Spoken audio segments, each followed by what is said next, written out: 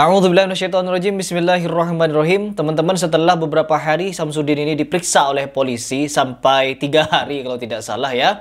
Kata polisi apa? Takut kabur ya. Untuk diperiksa hampir 3 hari. Ya hampir 3 hari atau 2 hari, saya nggak tahu.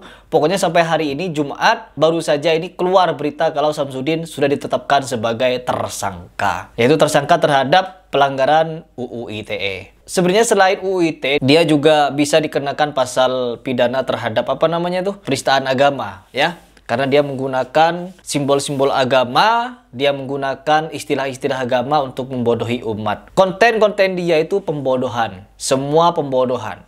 Entah yang dorong-dorongan, kalian yang masih sampai hari ini, masih ada yang ikut-ikutan praktek-praktek Allahu Akbar. Subhanallah, shollu ala Nabi didorong, terpental-pental, jungkal-jungkal.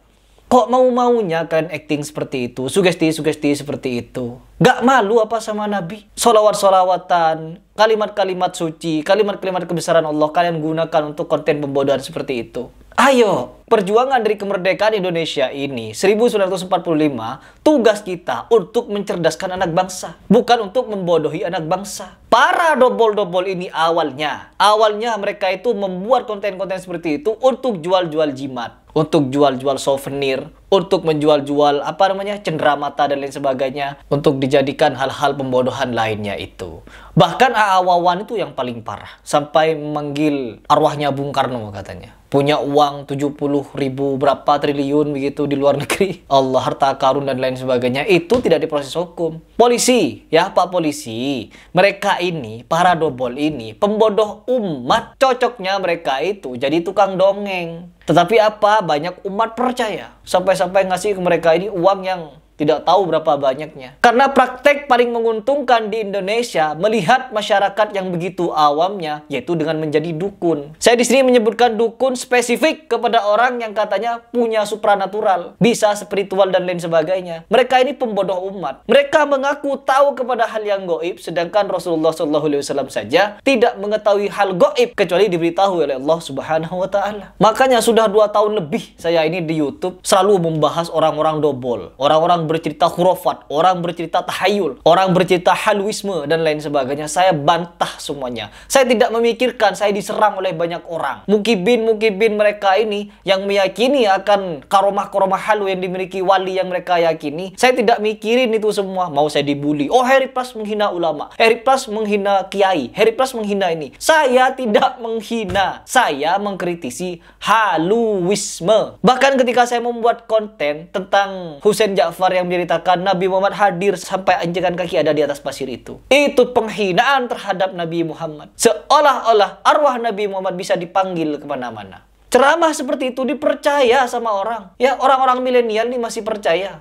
Makanya di sini saya tidak henti-hentinya untuk membahas orang-orang dobol ini. Siapa orang-orang dobol? Orang yang bercerita khurafat, orang yang bercerita halwisme, orang yang bercerita tahyul, orang yang praktek-praktek perdukunan, orang peramal-peramal, orang-orang yang disangka bisa tahu yang gaib, melihat masa depan, orang bisa begini, begitu, menurunkan hujan. Kalau dia nangis katanya hujan, kalau dia gak nangis gak hujan. Semua ini pembodohan. Semua ini pendunguan umat. Polisi wajib tindak tegas. Karena apa? Kalau mereka dibiarkan, selamanya mereka akan membuat kontroversi-kontroversi baru, yang dimana kontroversi itu akan merusak citra agama. Citra agama yang mereka rusak. Apalagi orang-orang sejenis Udin ini. Na'udzubillah, memang benar mereka membuat konten settingan. Tetapi mereka membuat disclaimer seperti itu setelah konten mereka ini viral. Konten mereka ini dibahas banyak orang. Konten mereka ini kritiki banyak orang. Bahkan tidak sedikit orang mengatakan kalau mereka ini penista agama. Bahkan sekarang ini tumbuh kecil-kecil, YouTube kecil yang mulai juga adu tenaga-tenaga halu itu. Saya praktisi bela diri, sudah lebih dari 20 tahun menekuni ilmu bela diri, tetap saya tidak percaya dengan ilmu kanuragan seperti itu. Kebal-kebalan, pental-pentalan, halu itu. Karena apa? Rasulullah. Kita harus kembalikan semuanya kepada Rasulullah SAW. Di mana itu benar-benar real itu. Battlefield. Betul-betul itu adalah pertempuran yang nyata. Perang-perang. Bukan perang-perangan lagi. Kalau kalian kan bikin konten YouTube pura-pura itu. Perang-perangan. Kalau Nabi Muhammad gak perang-perangan. Sampai berdarah-darah Nabi Muhammad ditebas pedang. Dipanah-panah. Ya. Ditombak. Sampai-sampai Hamzah itu dibelah dadanya. Nabi Muhammad sampai rontok giginya. Perang beneran. Indonesia haluisme, bikin konten perang-perangan. Allahu Akbar, Masya Allah, Subhanallah, Shallu ala Nabi. Konten-konten seperti ini yang banyak peminatnya. Baca Sirah Nabawiyah. Bagaimana Nabi Muhammad berperang.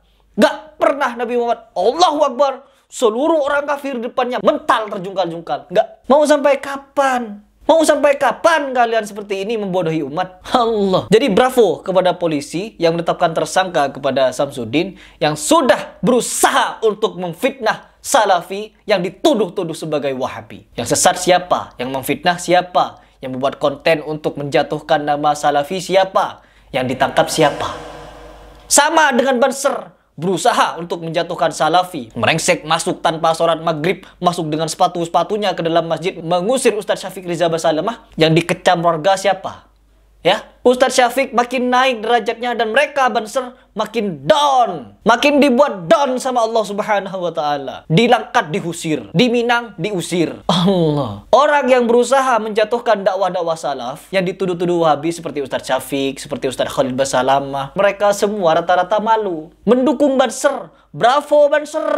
Hebat Banser bisa membuarkan Ustadz Syafiq Riza Basalamah. Bansernya apa? Jogetan sama biduan. Apa kata Pak Polisi? Banser setelah membubarkan pengajian di Surabaya, kata Pak Polisinya apa? Banser kebanyakan jogetan di dangdutan. Kata Pak Polisi, berusaha mereka memfitnah lagi untuk mengatakan kami dikeroyok, dianiaya. Yang menyerang pengajian siapa? Yang mau membubarkan pengajian siapa? Yang merengsek masuk dengan sepatu ke masjid siapa? Yang berusaha untuk membuat kisruh keadaan siapa? Yang gak sholat maghrib ketika orang sholat maghrib siapa? Yang rokokan di depan masjid siapa? Ketika mereka membuat gaduh, ada keributan, kena pukul, kena tendang, babak belur, lapor polisi. Memalukan. Oh, dan YouTuber-YouTuber yang lain membela. Oh, bravo Banser, bravo Banser.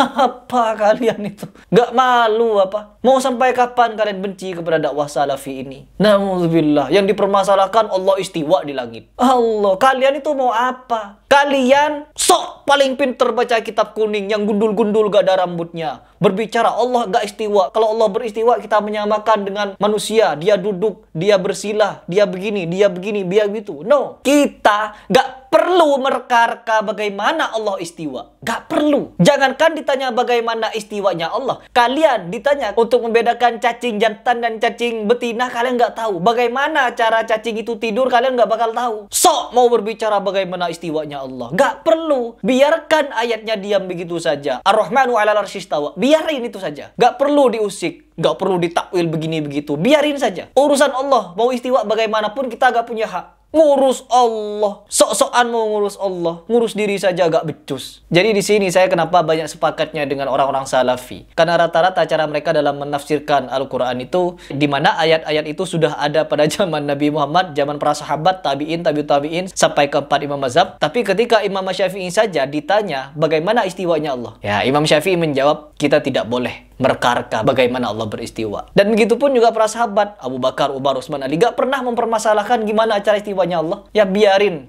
ayatnya begitu. Jadi ini saya bahas Udin sampai ke Ar-Rahman 'alal 'arsy istawa. Allahu Akbar. Oke teman-teman, mungkin itu saja yang ingin saya sampaikan di video ini. Kurang lebihnya meskipun saya membahas perdukunan, saya akan tetap menyampaikan apa yang perlu saya sampaikan. Meskipun ya nyeleweng sedikit lah dari pembahasan Udin kepada Ar-Rahman 'alal 'arsy istawa. Gak apa-apa. Yang penting kalian sudah mendapatkan inti dari video ini, yaitu di mana Samsudin sebagai orang yang berusaha untuk memfitnah Salafi, kini telah menikmati hasil fitnahannya. Top.